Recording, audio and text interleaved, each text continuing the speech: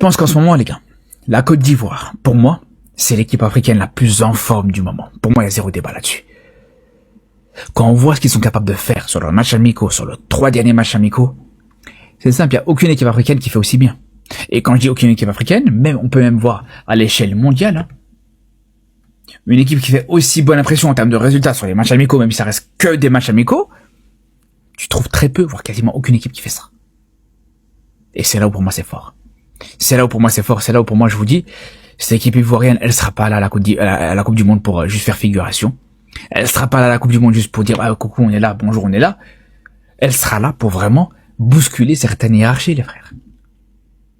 Et on sera en live ce soir les gars sur Kik comme tous les soirs, on aura l'occasion de revenir là-dessus. Les Ivoiriens vous êtes les bienvenus, vous êtes attendus. D'ailleurs justement, on manque un petit peu d'Ivoiriens je trouve sur les lives. Vous êtes très nombreux bizarrement sur YouTube, vous êtes la commune la plus nombreuse sur YouTube, mais sur les lives Kik vous êtes un petit peu moins présents. Donc si vous voulez venir intervenir sur les lives, vous êtes les bienvenus. Mais quand je vous dis les gars, quand je vous parlais des matchs amicaux, on parle pas de n'importe quoi les gars.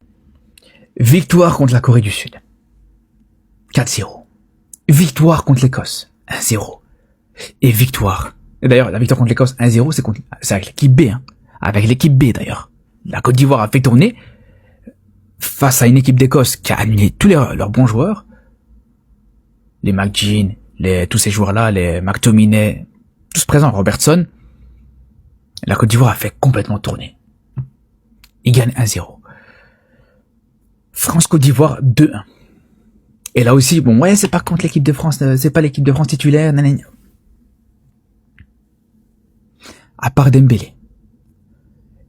Et Saliba, c'est l'équipe type.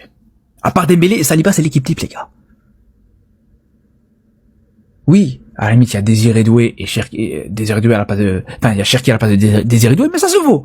Ça se vaut réellement. Là où la Côte d'Ivoire a fait beaucoup plus tourner au final, contre la France, que les Français eux-mêmes.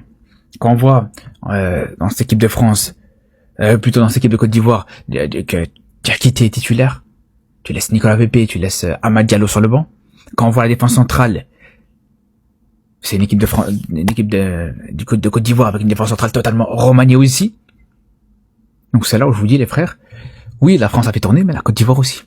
Et malgré tout, résultat intéressant. Et après je dis pas que voilà que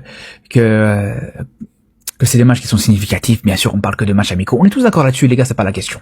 C'est pas du tout la question les frères. C'est que des matchs amicaux, on est d'accord. Mais c'est intéressant de voir ces 3 matchs-là. Ça fait penser à quelque chose. Ça fait un peu penser à un groupe de Coupe du Monde.